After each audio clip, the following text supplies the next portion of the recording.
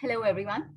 Depending on where in the world you're joining us from today, a very warm good morning, good afternoon, and good evening to you all. I'm Vinika Rao, Executive Director of the INSEAD Emerging Markets Institute, Gender Initiative and Africa Initiative, and Asia Director of the Hoffman Institute for Business and Society. It's my pleasure today to welcome you all to what I know will be a very exciting discussion on disruption, digitalization, and revolutionizing an industry.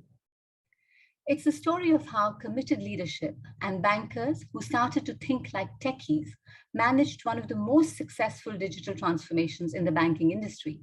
In their own words, they took the banking out of banking and became recognized as the world's best bank. I've personally followed DBS's transformation with great interest over the years, so I'm delighted that we're bringing you this exciting webinar, part of the series Tech Talk X, curated by Team Digital at INSEAD. A word now about the Tech Talk X series. These talks are dedicated to exploring new digital technologies and their applications, as well as the impact that they have on management, business, and society. They are both technical and business talks presented by leading technologists, thought leaders, industry practitioners, entrepreneurs, and of course, academics.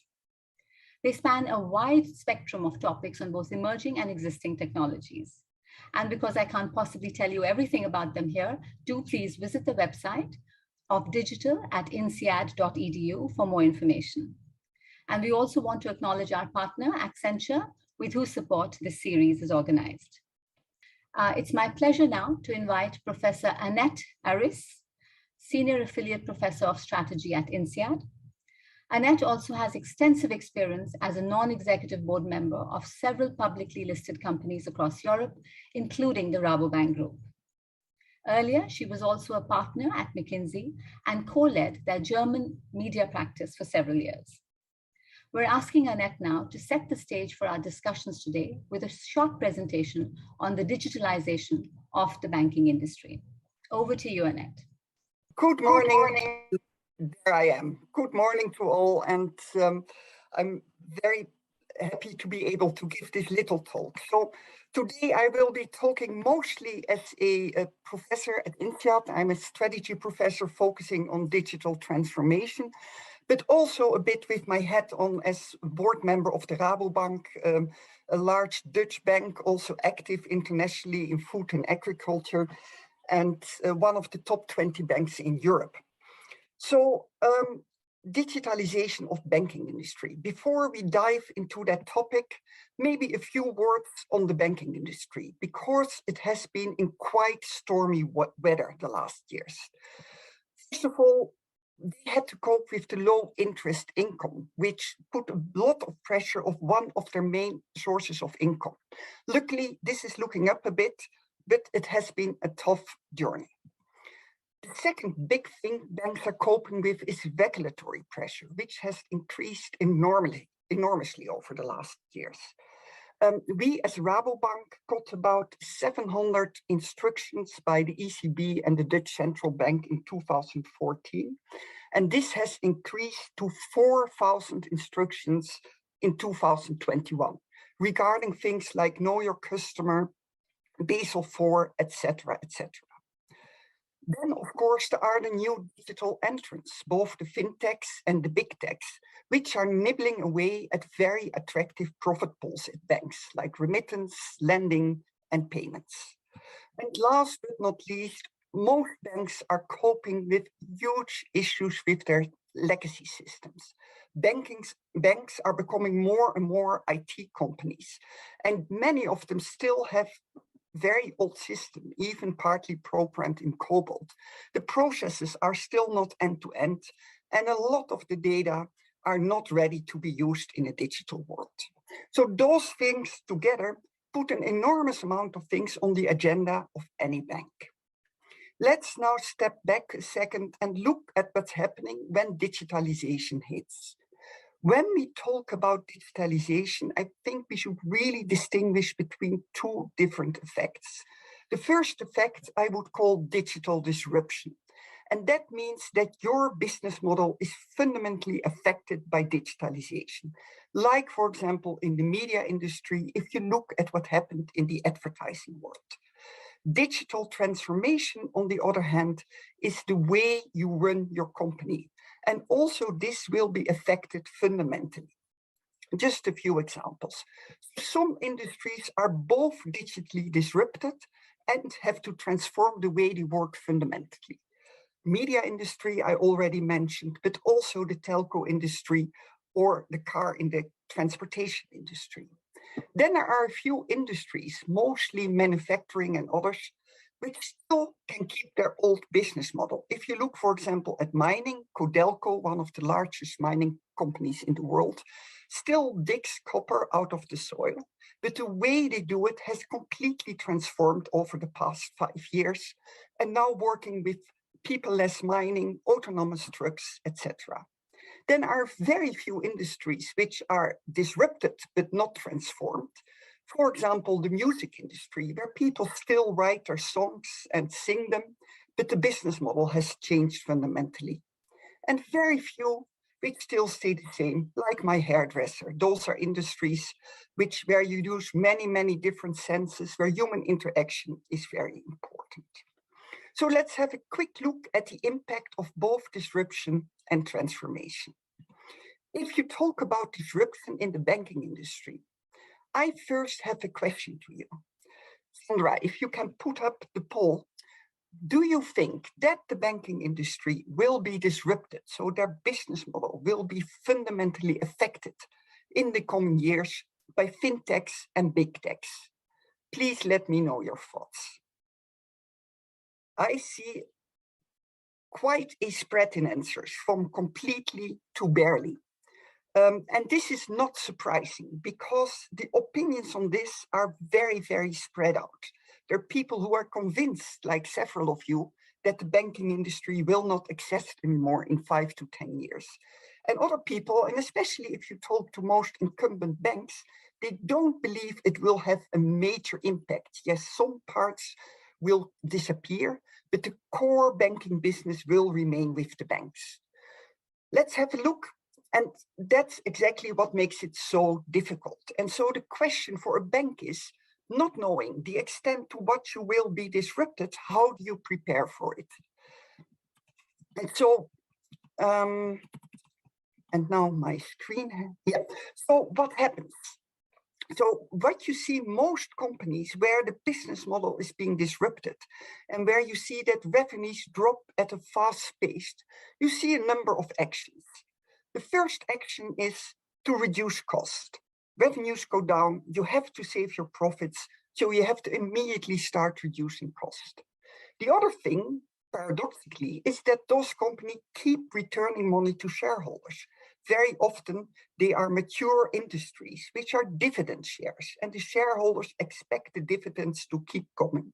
So in order to prevent the share price from dropping even more, money is still being spent on dividends. Then a lot of money is invested and resources in transforming the traditional core to digital as fast as possible. Some players start looking at other players who are weakening and start to consolidate the industry in order to capture scale and to be stronger. And then, of course, companies start their own new business models to compete with the digital entrants. If that doesn't work good enough, they start buying growing digital businesses, very often at a high price. If you look at all these actions together, one thing is clear: you cannot do them all at the same time. It just costs too much money and you don't have the management resources. So you have to pick and choose. And that is quite difficult. And as we will see in DBS, if you don't well, it can be very successful. Just the example of the Rabobank, what has it been doing? It has spent a lot of money in transforming its core to digital, and by now has some fantastic apps to interact with its consumers and customers. There's, of course, a big cost reduction program. We keep paying the certificates through the Rabo certificates money to our shareholders. We have started some very interesting new businesses, Funder, which is a lending business for SMBs, and the Rabo Carbon Bank, which is working in Africa and other parts of the world, working with capturing CO2 and selling it. We have Rabo Investment, several billions, which invest in new promising businesses. And consolidating the industry is quite difficult in the Netherlands, where we have only 3 banks, big banks left. So a lot of work to do in addressing possible disruption. But at the same time, banks have to transform, and they have to transform big time. What does it mean? It basically means if you think about the impact of digital on all the processes, it's enormous. It started with marketing and sales. The way we do marketing and sales nowadays is completely different from how it was 5 to 10 years ago. With return on investment, with micro-targeting and all those things. But also the production, and this is not so much for banks, but more for other companies, has changed profoundly. If you look at what the Germans called Industry 4.0, with the impact of robotics, Internet of Things, enabling production increases of about 30% productivity increases. And last but not least, the way we develop products has changed fundamentally from the traditional waterfall approaches to more agile approaches. But making the changes in processes like this possible implies that you have to redo completely the way you build your organization. You have to redo the way you do your strategy. You cannot be an ocean steamer which goes to New York, no matter what the winds and the waves are. You have to become a sailboat which reacts to new winds and new waves, but knows how to sail very well. You have to change your whole setup with your data, your IT, and your decision making. You have to become much more data and algorithm driven. And what we see happening in most companies is that most companies tend to have an IT architecture which is quite vertical and which has an IT architecture product by product. And it has to flip 90 degrees to a horizontal structure where you have platforms, where you have microservices, and where you have a big data lake where you have access to all your data in uniform ways. This implies also a major change in your organizational structure. Traditionally, most companies were organized in profit centers, be it countries, be it product groups, and this is not possible anymore in the digital world. You have to move to horizontal structures. The matrix which we used to have in the 90s is coming back big time. We need products and services cannot be local anymore. They need to be global. End-to-end processes, platforms and data need to be organized across the profit centers, as goes for the IT infrastructure. And not only do we need to move to a matrix, more and more companies are moving to agile structures with chapters, tribes, and squads. At Rabo, we completely changed our head office organization, and now we are 6,000 people are working in squads and tribes. And these can be products like mortgages, but also our HR and our risk functions are moving there, are already working there. And finally, communication will be changing. It will become much more collaborative. This is how I started many, many years ago. This is how I spent most of my life. And this is how it will be in the future. We will have chats, messenger groups, metaverse, shared diaries, and etc., etc. And this is not only a different way of communicating, this has a major impact on the culture of a company. So summarizing, what will you need in the coming time to cope with digitization when you're a bank? You will need a chief digital officer. You will need AI scientist, but the most important thing you will need is a change manager. Thank you. Thank you very much indeed, Annette, for that excellent overview of the disruption that banking and in fact some other industries are facing, and also how perhaps they can start trying to manage it. Now, before I ask you some follow-up questions, I want to first bring in two gentlemen who will be able to talk to us about a specific example of a bank that has leveraged this disruption that you've told us about to bring about a transformation that has become an exemplar. So let's welcome Bidyut Dumra, Executive Director and Head of Innovation, DBS Bank, and Robin Speculand, pioneer and specialist in strategy and digital implementation and co-author of a book on DBS, among others. Welcome, both of you. Robin and I also recently co-authored an article for INSEAD Knowledge that highlights some of the key aspects of this transformation. I noticed a question about getting information on what we'll be discussing today, so we are certainly happy to share the link to this article with you. Sandra, if I can request you to please provide that link in chat, please do that. Thank you so much. Okay, and I want to remind you that you can send in your questions to all three of our guests through the Q&A box. So I'm going to start, Annet, with a follow-up question to you first. Once again, thank you for that presentation. Set us thinking about a lot of different things that are becoming important as we talk about digital transformation. Now, of course, as I said earlier, besides being a professor, a much-loved professor at INSEAD, you're also a board member at Rabobank, and that gives you a bird's eye view. And of course, you did give us some introduction into Rabobank. But if I could ask you to tell us a little bit more about Rabobank's own experience with digital transformation, how successful have they really been, and what have some of the bigger challenges been? So I think Rabo is really ahead of the curve of many banks, I would say, with its interaction with its customers. So we have about our 9 million customers in the Netherlands interact for about 90% of the time through the app with the bank. Also more and more the SMBs, which we have this digital lending street, they can get their loans approved in no time. So that is working really, really well.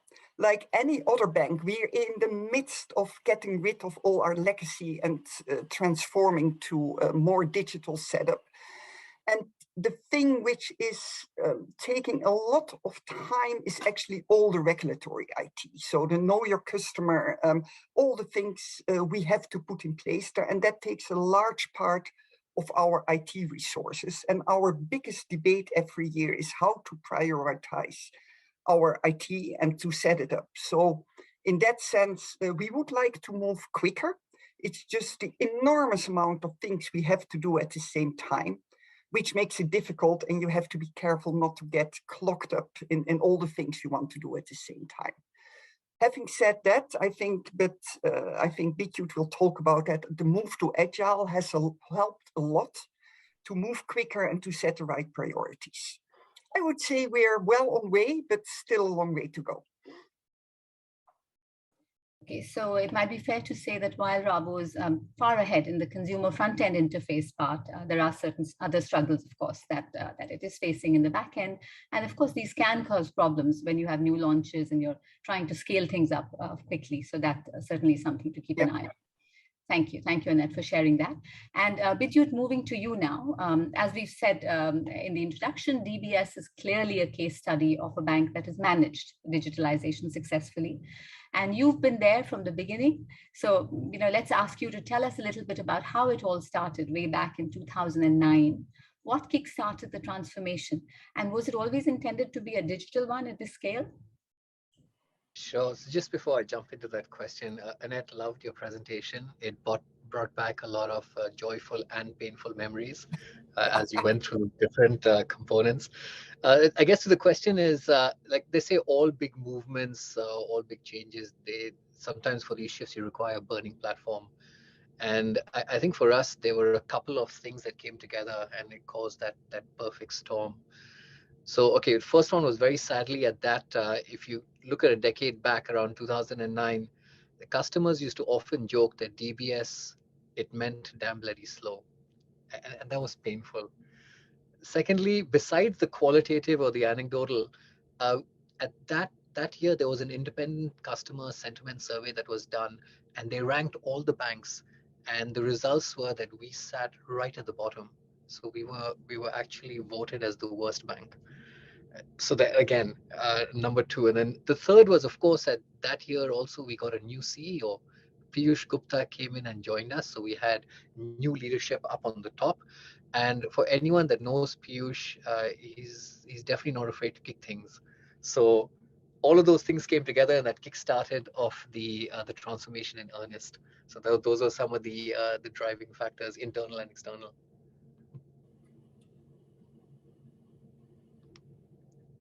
So from damn bloody slow to best bank in the world. That's quite a move. Thank you for sharing that candidly. And I think one of the things that's very interesting is in terms of just how the pivot happened from a regular transformation to a digital one. And I'm sure you'll talk to us a little bit more about that. And as we sort of talk about that, perhaps I also want to ask you about something that I've heard DBS leadership refer to as three waves that characterized this journey. And you and I spoke about this briefly when we caught up last week. And I think the acronyms used were ABC, BBIW, and B3W. I hope I've got those right. So can you take us through the story behind those intriguing acronyms? Sure. Uh, okay, so we do some of our long-term thinking in, let's say, 5-year blocks. And coming into 2019, so I just painted the picture of 2009, sitting at the bottom of the ratings, damn bloody slow, etc. So coming into 2010, we started saying, okay, how do we plan for the next 5 years? And there was one thing clear: we wanted to be more than just climbing the customer charts. So we went and did some external research, and we started looking at the mega trends around us. And we saw there was growing internet regional trade. It was 1 decade on from the US and the China agreement. There was regional urbanization. There was an adoption of technology in the region. A lot of things and a lot of activity happening in the Asian region. And then on top of that, we were also just, I guess, coming off the financial crisis. So there was also this desire, I guess, to distance yourself from all the chaos happening in the West. So putting those all together, we said, okay, I'll tell you what we should do is our ambition. We set our ambition, sitting here, worst bank in the world, that in 5 years, by 2015, we wanted to become ABC, Asian Bank of Choice. And we would do it, and we would create the Asian banking way. So that became the rally cry, ABC. And we spent a lot of time on that word A because we had to define what Asian meant. And that's when another acronym came in called RED, which was to be respectful, easy to deal with, and dependable. So that became the embodiment of our Asian service standards. So we pushed off a whole range of programs, and some of them actually mirrored what Annet was saying. And 2014 was a great year for us because 2014 we ended up getting ABC. And then we were like, okay, great, 1 year ahead of schedule. But we realized that while we changed, the world had changed around us even more. So coming into 2015, when we started looking at 2020, that's when we said, okay, what's happening? The fintechs are coming in. You've got the large platform companies also coming in from the other side, as Annette mentioned. Cost of tech was going up. The battlefield was all around digital. Consumers were becoming much more demanding for instant and contextual service. So that's where we said, okay, we have to pivot. And we said we're going to make the transformation a digital transformation. And from an ambition, after tasting the success of ABC, we said 2020 is BBIW, best bank in the world. And that's where we said we would also make it a little bit bigger and broader, where we would make banking joyful. So we would be the role models to the industry. So we push one level up. Again, raft of different digital transformation programs. And 2019, we did end up picking up, I guess, the banner of best bank in the world. And then again, we were like, okay, now what's next? And we sat down again, and I guess echoing again from Annette, we looked at the fourth industrial revolution coming in. We looked at the aging population crisis around the world, growing inequality and unrest. And then, of course, lo and behold, the pandemic hit us. So it was around that time we were doing this shift, and that's where we did a small change from BBIW. We made it B3W. So instead of best bank in the world, we went and pivoted to best bank for a better world.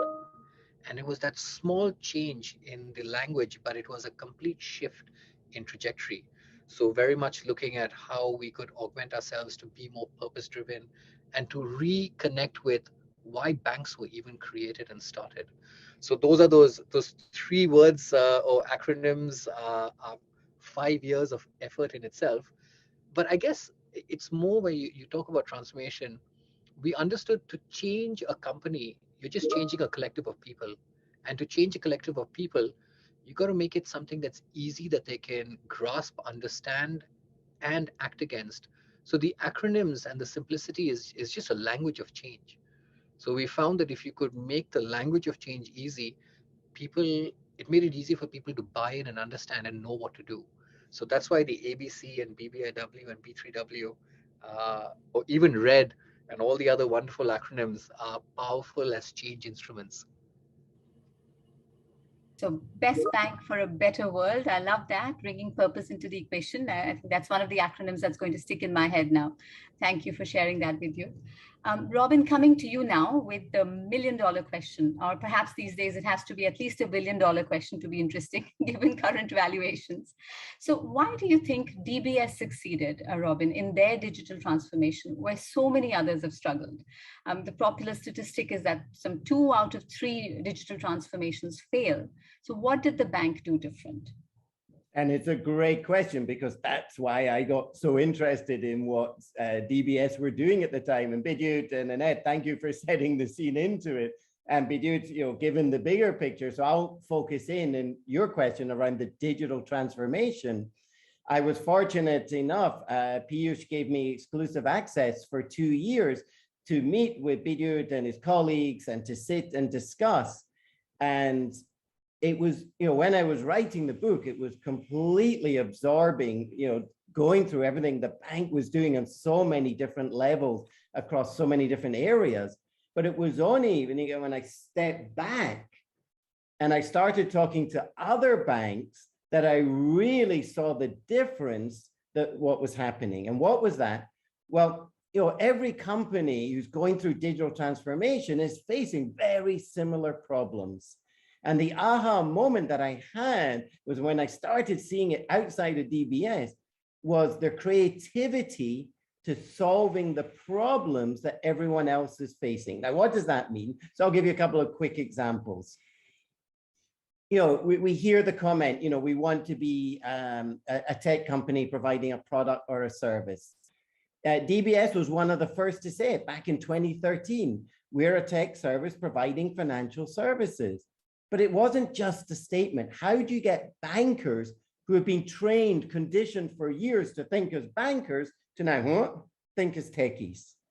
And how they did it was what was the difference. So example, the statement, what would Jeff do, became a mantra across the bank. Jeff is who? Jeff Bezos from Amazon. So now in a meeting, instead of conditioned to the way you've always solved a problem or addressed a customer issue, you now think about it like, how would Jeff do it? But a mantra on its own is not enough. So the bank visited the leading tech companies in the world. And from that, they created an acronym or mnemonic called Gandalf. So they took lessons from like Google, Amazon, LinkedIn, like open source and collectivity. And the wizardry, and those who are Tolkien fans will remember Gandalf is the wizard.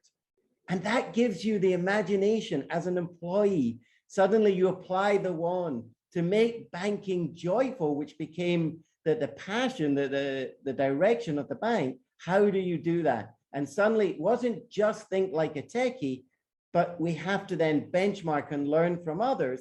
And the third and final part was they also provided a very clear roadmap, not just for the IT, but for the whole bank through the whole transformation. Wonderful. And certainly the creativity definitely comes through in the acronyms, along with many other things. So thank you, Robin, for sharing that. So let's now, talk some of the war stories. Bidyut, coming to you for some of these. Now, there must have been, for instance, some countries that were a particular challenge. In India, for instance, I remember you mentioned to me once that you started the bank on a mobile phone. Now, would you consider India to be one of your major overseas successes? I'm sure it wasn't easy. How did that happen? Sure, I'll jump to the story, but just want to add. I mean, Robin, thanks for that. It brought back the memories. Matrix, yeah. So just another example of where we push it to the edge, because it is about signaling to the people that change is serious and it is something that we want people to engage in. So I remember we wanted in meetings, we wanted people to question and to break the status quo. So we would actually randomly have this.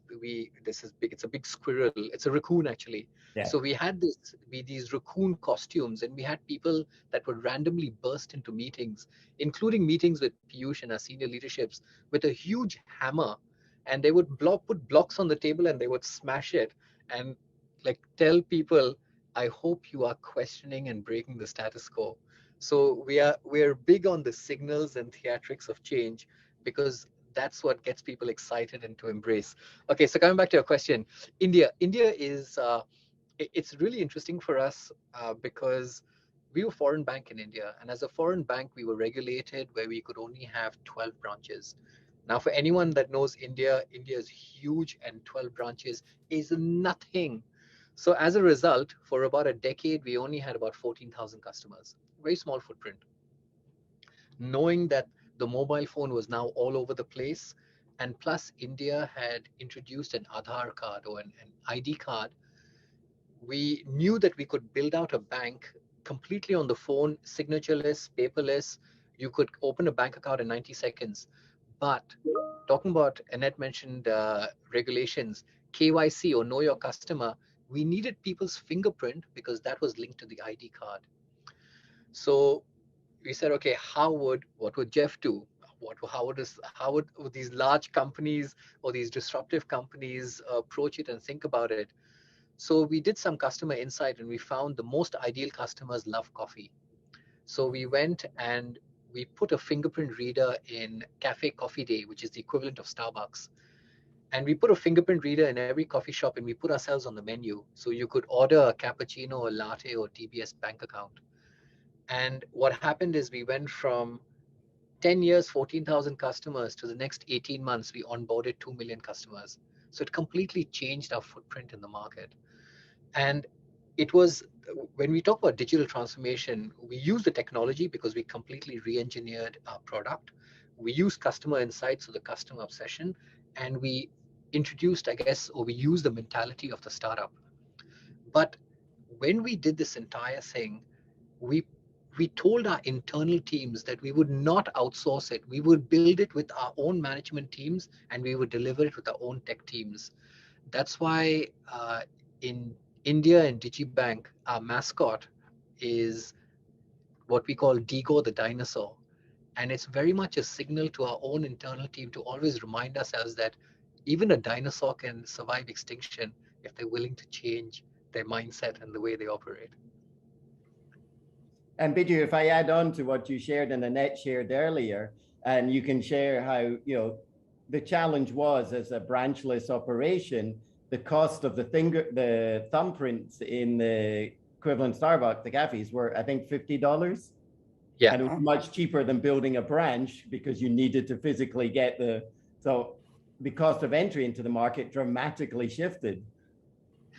I mean, we ended up from 12 branches to suddenly having a footprint of 600 locations simply by approaching it in a different way. Yeah. Going back to the idea of creativity that I think Robin spoke about earlier, right? They have coffee, tea, or a DBS bank account while you're at it. So very interesting. And I like the stories about raccoons and dinosaurs. It sounds like something that might happen on our campus at INSEAD, actually, more than what you'd imagine in a bank. So that's very interesting indeed. And, we spoke about an overseas situation. Let's talk closer home in Singapore. Now, one of the things that we all love is a David versus Goliath story, where an underdog, unsuspected to be anything major, comes in and suddenly overcomes this giant. I'm talking, of course, about the Grab versus Uber challenge. And I know that DBS had a role to play there. So, Bidyut, can you tell us a little bit about what role exactly that did DBS play in that very exciting story? Sure. Okay, I guess I like the story. It resonates because, it's very easy to get stories where you're looking at customer. They're always generally the the sexy stories. This one is a business to business one. So yes, you're going back to the heydays when Grab and Uber are fighting amongst each other, which was great for consumers because you were getting nice prices all over the place. But Grab came to us and they were like, Singapore company, Singapore bro, can you help us out? We seem to be losing traction. And so we said, okay, let's co-create. And some of the techniques that were successful within DBS, we said, let's apply them to the problem statement that Grab has. And we found that if you look at a ride share going from point A to point B, it's the function is the same. But if you talk about a service, we found that the best service was provided by part-time drivers. A part-time driver, they were using their own car. It was generally cleaner. It was generally better looked after. The drivers more energized because they weren't driving the whole day. They had stories to tell. So we found part-time drivers were getting way better ratings than full-time drivers. And all the part-time drivers at that time was sitting on the Uber side. Grab was new. So we went and we said, okay, why is a driver doing part-time driving? And of course, the insight is because they want cash. And we found that the reconciliation process, after you finished a drive, the driver, it would probably take about 3 to 4 days before they got their money. So he said, okay, this is something that we could solve. So again, putting on the tech hat, putting on the customer hat, putting on the startup mentality, we ended up building out a set of real-time APIs, and we put it into the Grab driver app. And the journey became that the moment the customer or the passenger left the ride and closed the door, the driver could instantly get access to the money. You solve the problem of why a part-time driver is a part-time driver. Suddenly there was a huge shift of drivers going in and jumping into the Grab application. Now, that's not the only reason why, of course, it ended up where it ended up, but we'd like to say we played a role and there was a part there that we contributed to. I'm sure it was an important role. Absolutely. So thank you. That's very, very interesting. And the questions are rolling in. So let me try and bring in a few of the very interesting questions we're getting from the audience. Annette, a question for you now. This is from Christoph. And his question is, banks in emerging markets do not have the same starting point, for instance, when it comes to technology, as banks in the old markets, such as Rabobank, which you spoke about. So the transformation does not seem to look the same at all the banks, and the emerging market banks could perhaps even have an advantage here. So what's your comment on that? No, I would fully agree there. You know, I'm kind of jealous of Bidyut and the growing markets he's in. And I think the fact so on the one hand, in emerging markets, you see also other players like telcos and so getting very actively in those markets and doing payment and other things. So you have to be quite quick and you have to be very customer oriented, like Bidyut described.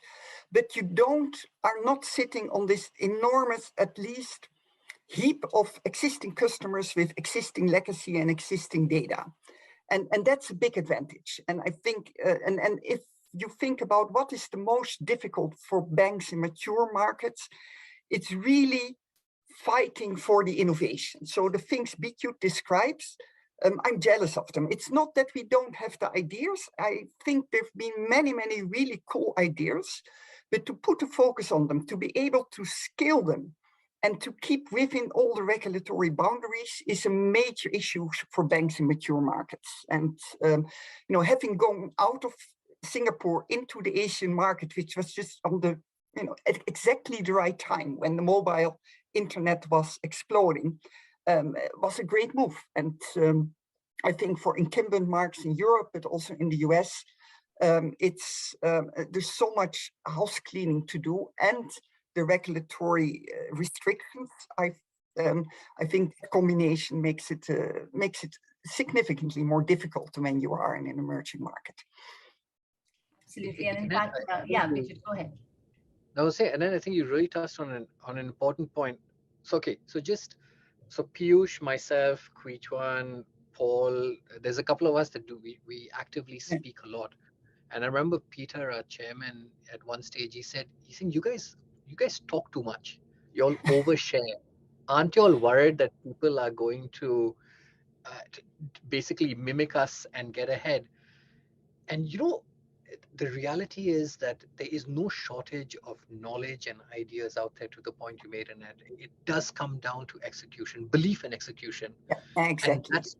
And that's why I find a lot of people fall short. So even when we go out and we go to an event or a conference, we stress very heavy on our leadership that they come back, that say, you must have learned something, put it into action. That's the part where I feel a lot of it falls short. It's not the knowledge, it's the action. Yeah, but even the action, it's it's the scaling, I think, which is the issue. It's not developing the concept and making it great, but scaling it, rolling it out, having the resources, and everything is. I think that's where most banks kind of struggle. It's a legacy, and also there are lots of people in the audience have the same concerns around regulation. So perhaps I'll ask you all to comment a little bit more about that. And Bidyut, we have Christoph, who's also saying hello and saying that you brought back some great memories for his work with DBS. Christoph, good to hear that. Now his question is basically on this issue of regulation. So the MAS and the government policies in Singapore are very conducive to digital. So do you think your model can be duplicated in countries with more conservative regulators, to the point that Annet was making earlier? What do you think? One is, yes, completely agree. I mean, we've got a huge advantage with MAS being so progressive. And I mean, recently I was speaking at a conference about, I think there were some questions on Web3 and DeFi, etc. It's really, I mean, it's a blessing that you're sitting over here where the regulator, instead of saying no to something it doesn't understand, it'll say, let's try, and then we'll sort of figure it out. So that maybe, and that openness is super cool. So yes, in other markets, it's very different. But that's where what we do is we actually use MAS to our advantage, because we are, I guess, in so many industry and working groups, we take the approach that you can sit back and say, oh, regulation is stopping us, so we can't do it. Or you can proactively push, because the regulator is there at the end. He's not there to restrict the bank. He's there to protect the ecosystem and the community and various stakeholders. So we will actually very actively champion and work with regulators, and to regulators in other markets, we'll say, okay, this is what MAS is doing, and we'll offer broker bilateral discussions between the two, or we'll set ourselves up to say, let us lead an industry working group or a white paper or an experiment. It's, I guess, up to you as an incumbent on how aggressive you want to be to change the regulations. Regulations are not there to curb. At the same time, I mean, I do say that sometimes we pull out the unfair card and say, you look at all the tech companies and fintechs that are running around rampant, they don't have some of the encumbrance that we have, or we think twice because we understand compliance. They're happy to get their hands slapped. So yes, sometimes we do limit ourselves, but I would say is you step forward rather than standing still or worse, stepping back. So Annet, you wanted to jump in? I'm just, first of all, what's really interesting now, if you might have seen that in Europe, they have now the Digital Markets Act and the Digital Service Act, and really curbing the big tech significantly. And that's based, the philosophy is based on banking regulation. So how they go about it. So actually it's swapping over from banking regulation to big tech now, so which is really interesting. And about regulation, I think for me, the bottleneck is not so much, the regulation of the new things you do. I think you can work around and work with most regulators. The big thing is all the other regulation, which draws away so much time and resources. So I think that's more the issue than the regulation of new ideas and new ventures, and balancing that. That is for me the real struggle. And I think Ernst Verbeek in our audience would agree with you. His question was, can you really build a sustainable business model for a bank when 1 in 6 employees have to work in compliance? So I guess that's, we can feel your pain, Ernst, and, to some extent, I think we all empathize. But let me move to a broader question from the audience here now. This is from Basihar Hassan, who's asking, should banks acquire fintech companies or transform themselves? Which is the better approach? I'm sure Robin and Bidyut, you both have strong views on that one. Robin, shall I come to you first, and then we'll ask you? Bidyut heads up innovation. It's very much his field, so let him take it. All right, so go through then, Bidyut. So it's. I remember I was asked to do a little position paper to the MAS because we had the World Economic Forum delegates visiting, and I put up this picture of Spider-Man, the red Spider-Man and the black Spider-Man, basically talking about you've got their collaborators and competitors. From our perspective, when we built out the India DigiBank, we built it on the top of 3 fintechs. So we partnered with 3 startups and we introduced our solution, packaging our technology and embedding some of the startup technologies. So from that perspective, I don't think it's a clear cut where your strategy has to be I'm with them or against them. It very much is they are spaces where startups, they do a way better job than us. And because they are niche, because they're dedicated, because they have insights, because they're more nimble, and especially when it's up to new tech.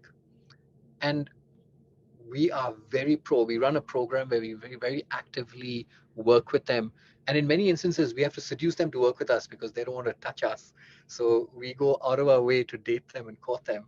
But on the other hand, there are some areas where they are very clear uh, in competition with us. And then what they're doing is they're uplifting the baseline. And it's up to us, if we want to stay in that space and stay relevant, for us to not only match them, but beat them. So we have a clear, I guess, a clear understanding, but we don't have any hard and fast strategy that you treat them as one or the other. Is very much a horses for courses. And Bidyut, if I just maybe to summarize it from a bigger perspective, they've gone from being a threat to a collaboration where now, yeah, we avoided and it was a threat and they were going to take the business, to now, and you haven't touched, but the hackathons and bringing people in, 20-year-olds in jeans and t-shirts and talking to 40-year-old, 40 years in banking, and just shifting their thinking and leveraging their different perspective is what the bank did so well.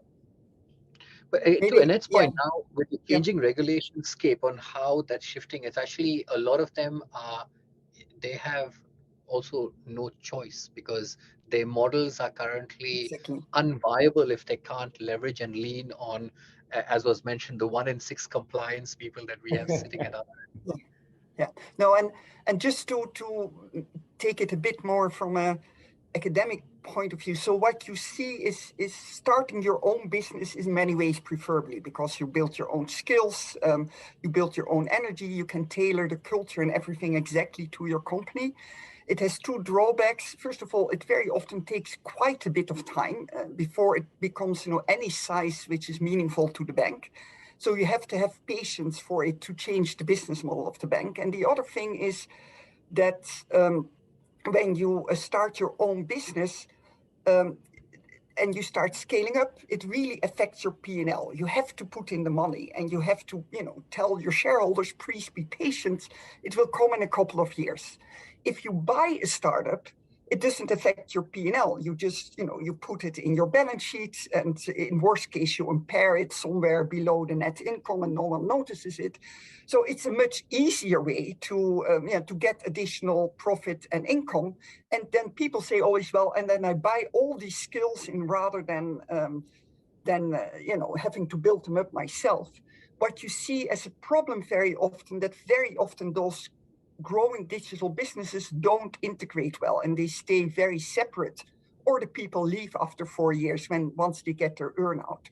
So it seems a shortcut in the short term, but it is also highly risky that after 3 or 4 years you actually destroyed value. You pay too much and it doesn't integrate and people leave. So if you can grow it yourself, but be aware, you have to be early on the curve, like you guys were at the beginning of the mobile internet curve. And you have to be willing to invest the money and explain that to your shareholders, that's what you're doing. To that point, Annette, we don't have a ventures arm, so we don't go down that path of investing. We are very much on the other side of co-creating or collaborating, but not investing. That makes a lot of sense. Yeah. Okay, and let me just move on to something different now, because we have lots and lots of questions, and I think this one is definitely a billion-dollar question. So the one about crypto and how it's going to disrupt the traditional banking industry. So how will crypto and decentralized finance disrupt the traditional banking industry? Why are banks so slow in adopting this, even that APIs and integrations are so easy with the crypto world? We have this question from Yaroslav Popov. Who would like to take this one? I mean, I'll just say, if the moment I get the answer, I won't be here. But okay, I'll tell you the stance that we've taken. So we've got an innovation radar that we've crafted, and we we look at these trends to try and determine what's the DBS house view. And I recall going back a bunch of years when we were looking at this space, our first view was don't touch it. And if I'm not mistaken, we actually put it out in public where we had our CIO at the time talk about it being a Ponzi scheme. We revisited it and we changed our view. And we looked, one of course is, I'll separate blockchain and crypto. So we looked at blockchain as an enabling technology and what we could do.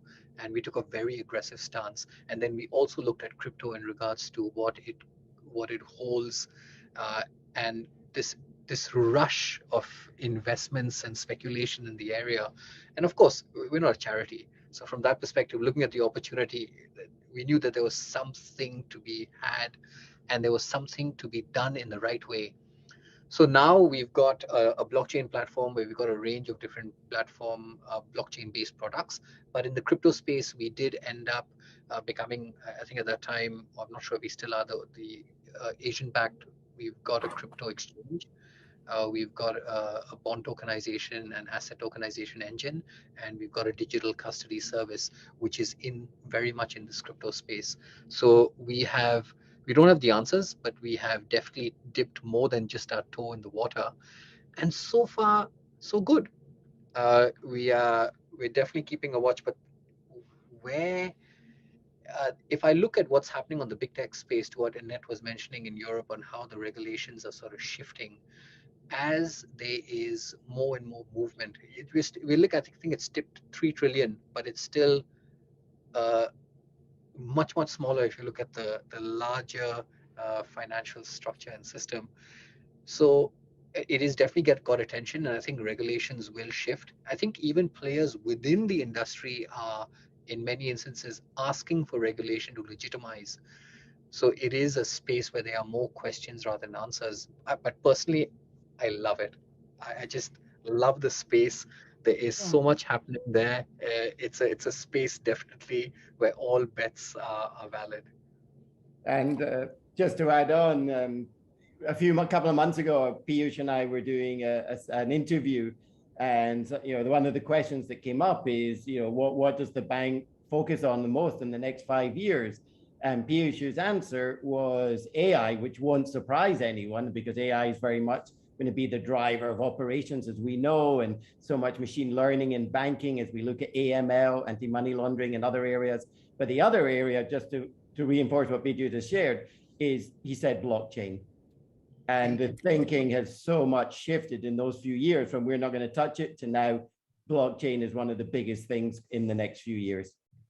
Yeah, and interesting enough, because the central banks are looking at it very, very seriously and introducing, digital coins instead of cash. And so it is actually, it's a bit in the hype phase at the moment, but that's at the same time also the fun phase. So much going on, and knowing where to place your bets and where to put your toe in the water now is the time to do it. Talking about that would be your digital bets, Annet. Your digital bets, not your cash bets. Yeah. Absolutely. But it's interesting. I mean, if you look at the rise of crypto and how it's come in as an anti-establishment, so it's the same. I draw the lines on when they introduced skateboarding into the Olympics. A lot of the purists were like, skateboarding is a grungy underground sport. You put it in the Olympics, that is just the worst thing you can do. You've made it uncool. So I'm looking at the whole crypto space and saying, as it moves into this regulatory and all the banks that all jump in, it might be becoming a little uncool. So you might want to jump in when it's hip and hot. Okay, perhaps as we start moving towards the last questions, let me move to from the future to what it was all about, the customers. I remember when we were researching the article, Robin. I read about how DBS has this concept of customer obsession, and we have a question here that I think is really important from that perspective from Celestine, who's asking about how do you convince a traditional customer base to move to digital practices and processes. It's all very well for us want to do it, but there are some people who just aren't convinced. So there's an easy way and there's a hard way and there's the accelerated way. The fastest way is you bring upon a global pandemic and everyone suddenly becomes pro-digital.